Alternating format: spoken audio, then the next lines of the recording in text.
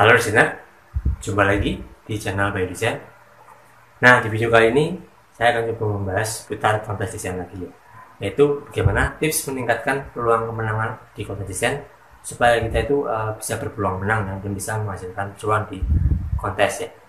Nah, simak tutorial ini dari saya awal sampai akhir dan jangan di skip karena tutorial di video ini akan sangat berkaitan satu sama lain.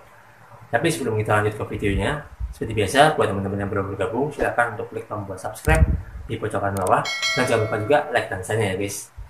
Oke, seperti biasa sebelum kita masuk ke inti video, kita akan intro dulu guys.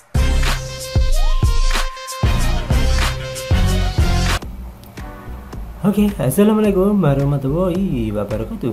Berjumpa lagi di channel Bayu Design. Oke guys, kita berjumpa lagi ya di kesempatan video kali ini, dan sekarang saya akan coba memberikan sharing tutorial tentang bagaimana tips meningkatkan peluang menang di kontes desain. Nah, kontes ini ataupun peluang ini kita bisa manfaatkan ya di kontes manapun ya. Teman-teman bisa terapkan lah ya. Tidak hanya di desain, teman-teman bisa terapkan di Mat8 House, di Design Hell, di kontes desain, di seribu.com dan lain-lain. Dan ini adalah tutorial ataupun tips yang sangat bermanfaat sekali ya buat teman-teman yang ingin segera cuan ataupun segera mendapatkan kemenangan di kontes desain. Nah, mungkin dari beberapa kalian kan sekarang lagi butak ya ataupun lagi jenuh banget ya, kenapa kok nggak menang-menang, kenapa kok nggak dapat bintang ya, rating yang banyak, itu ya bingung pasti ya. Dan di kesempatan ini saya akan coba memberikan tipsnya, semoga bisa bermanfaat dan bisa teman-teman praktekkan di rumah ya teman-teman ya. Oke, kita lanjut saja ke slide yang berikutnya, dan tips yang pertama yaitu membaca brief dengan baik. Nah, salah satu cara untuk bisa meningkatkan peluang kemenangan ketika kita ingin ikut kontes desain yaitu membaca brief dengan baik.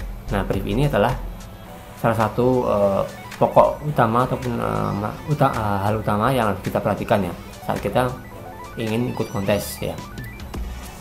Apalagi kontesnya itu skala internasional teman-teman, yang banyak sekali pesaingnya dan kompetitornya ya. Jadi kita harus jeli sekali membaca brief dengan baik ya. Nah, brief ini ibarat kata itu sebagai sebuah peta ya, peta yang mengarahkan kita akan kemanakah desain kita dibuat nantinya, akan seperti apakah desain kita dibuat nantinya, dan hasilnya itu akan seperti apa nanti bisa ketahuan dari brief yang kita baca. Kalau kita baca briefnya dengan baik atau dengan jelas ya dan teliti, maka desain yang kita buat akan jadi bagus dan terarah teman-teman. Tapi kalau kita nggak baca brief ataupun tidak membaca brief dengan baik, maka kita tidak akan bisa membuat desain yang sesuai dengan harapan klien. Jadi brief itu adalah semacam pedoman ataupun arahan ya, desain kita itu akan dibuat seperti apa itu ada di desain brief ya. Desain brief itu ada berbagai macam kategori. Ada visual brief yang mengarahkan kita untuk bagaimana cara penggambaran visualnya ataupun desainnya seperti apa. Kemudian ada visual color yang mengarahkan kita untuk memakai warna-warna tertentu ya, yang sesuai dengan perusahaan yang kita kerjakan. Kemudian ada lagi deskripsi. Nah, deskripsi ini biasanya berisi tentang filosofi ataupun visi misi dari perusahaan yang kita bangun. Tapi biasanya deskripsi ini tidak terlalu banyak ya, cuman paling beberapa paragraf saja, biasanya 1-2 paragraf saja ya teman-teman. Jadi untuk brief ini ya mungkin bisa teman-teman kesampingkan dulu ya. Yang penting itu ada visual brief konsep, kemudian visual color dan visual untuk penggambaran logonya, itu penting teman-teman ya. Jadi kita harus benar-benar memperhatikan brief dengan detail agar desain kita itu lebih terarah dan lebih mengarah ataupun sesuai dengan harapan klien. Oke, itu adalah tips yang pertama. Nah, tips yang kedua yaitu berikanlah variasi desain yang banyak ke klien ataupun variasi ya. Tips. Nah, di sini kita harus memberikan sebuah variasi desain ya. Jadi ketika kita ikut kontes ya, berikanlah ataupun submitlah desain logo yang banyak sekali ya, ataupun berikanlah variasi desain logo yang banyak teman-teman. Karena dengan memberikan variasi logo yang banyak ya, maka kita bisa memberikan pilihan kepada klien ya, desain manakah yang terbaik yang akan dipilih nantinya ya. Kita kan nggak tahu ya, kalau misalkan kita ngirimnya cuma 1 atau 2, itu kurang teman-teman ya, kurang banget. Jadi kita harus kirim misalkan misalkan 5 desain ya, 10 desain ataupun 20 desain itu cukup lah. Itu udah membantu sekali untuk kita untuk meningkatkan peluang kemenangan ya teman-teman. Jadi untuk variasi ini sangat penting ya, jadi jangan pernah teman-teman remehkan ya. Variasi ini penting ya, berbuatlah variasi yang banyak teman-teman, dan berikanlah juga kepada klien variasi desain yang terbaik. Kan kita nggak tahu, siapa tahu desain kita yang terpilih ya, dari 5 variasi yang kita bikin, dari 10 variasi yang kita bikin, pasti kan ada 2-3 desain itu yang dilirik oleh klien ya. Jadi kita jangan pernah sungkan-sungkan ataupun jangan pernah malas untuk memberikan variasi desain yang banyak.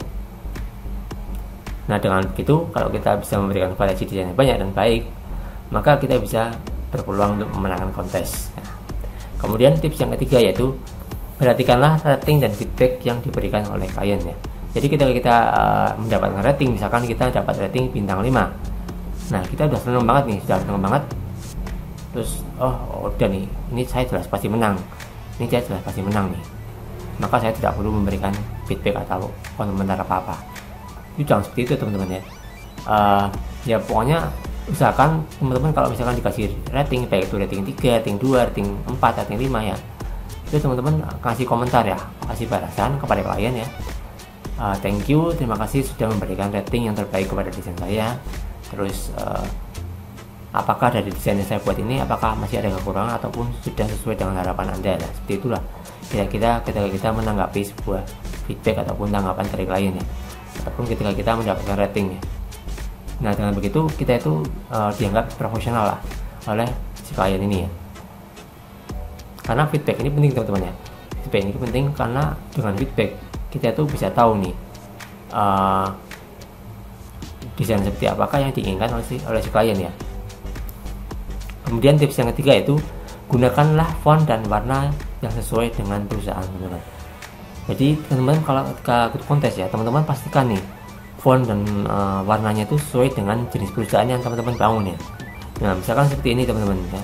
Misalkan kita sedang membuat desain untuk perusahaan teknologi, kita mendesain perusahaan teknologi ini, tapi kita mendesain fontnya ataupun memilih fontnya itu dengan font yang imut ataupun font yang horor. Ini kan sangat nyomblang sekali teman-teman, dan sangat tidak cocok dengan visi dan misi perusahaan ya, dan sangat berantakan ya. Nah itu kan tidak bagus ya teman-teman ya. Nah alangkah lebih baiknya ketika kita mendesain sebuah di logo ataupun desain ya untuk perusahaan, kita itu mendesain berdasarkan jenis perusahaannya. Misalkan perusahaannya tadi kita bikin teknologi ya, kita buatlah font dengan style yang modern dan kekinian ya, serta dengan warna yang fresh dan profesional. Jadi seperti itu teman-teman ya. Jadi jangan sampai kita salah memilih warna, dan jangan sampai salah kita memilih jenis font, karena itu menentukan sekali dan mencerminkan sekali jenis perusahaan yang kita bangun. Font makanan kita taruh di perusahaan teknologi itu kan nggak cocok. Kemudian font untuk perusahaan olahraga ataupun fitness atau gym itu kita terapkan di perusahaan teknologi, itu juga nggak cocok teman-teman ya. Jadi kita harus menyesuaikan dengan jenis perusahaannya. Jadi itu memang nggak mudah ya untuk menentukan jenis font ataupun desain, itu nggak mudah teman-teman. Kita harus memperhatikan jenis fontnya, kemudian kita harus memperhatikan variasi warna yang dipakai ya, terus kemudian kita juga harus menyesuaikan jenis perusahaan yang kita sedang bikin ya. Jadi seperti itulah teman-teman ya. Banyak-banyaklah berlatih dan banyak-banyaklah bertanya dan melihat referensi desain yang sudah ada, desain yang profesional dan desain yang modern itu seperti apa, tuh teman-teman bisa cari nanti di Pinterest maupun di internet ya. Oke, kemudian tips yang berikutnya yaitu berikanlah penjelasan yang jelas pada desain kalian. Nah ini adalah kita itu seperti memberikan sebuah deskripsi ataupun penjelasan singkat tentang logo ataupun desain yang sedang kita buat ya. Misalkan kita bisa memberikan adanya deskripsi yang jelas ya, kemudian kita bisa memberikan proses pembuatan logonya itu seperti apa ya, kemudian filosofi logonya itu bagaimana, tuh teman-teman bisa berikan di deskripsi ataupun penjelasan desain ketika teman-teman submit desain. Nah biasanya kan ada itu, kalau kita ikuti nanti desain ya, ikut kontes di sana pasti kan ada submit ya logo, itu di sampingnya itu pasti ada sebuah sebuah isian ya, ataupun form ataupun kolom yang bisa kita isikan untuk memberikan deskripsi. Nah biasanya kalau di desain itu wajib untuk memberikan deskripsi perusahaan ya, karena dengan memberikan deskripsi perusahaan kita itu akan dilihat sebagai seorang desainer yang profesional di mata klien, teman-teman. Jadi seperti itu ya, cara meningkatkan peluang kemenangan di kontes desain. Oke teman-teman, mungkin itu saja teman-teman ya tutorial ini, semoga bisa bermanfaat dan bisa teman-teman praktekkan di rumah. Jika ada pertanyaan ataupun yang kurang jelas tentang video ini hari ini, teman-teman silahkan sampaikan di kolom komentar, nanti saya akan bantu jawab. Oke teman-teman, mungkin cukup sekian untuk video hari ini ya, semoga bermanfaat dan kita jumpa lagi di video berikutnya.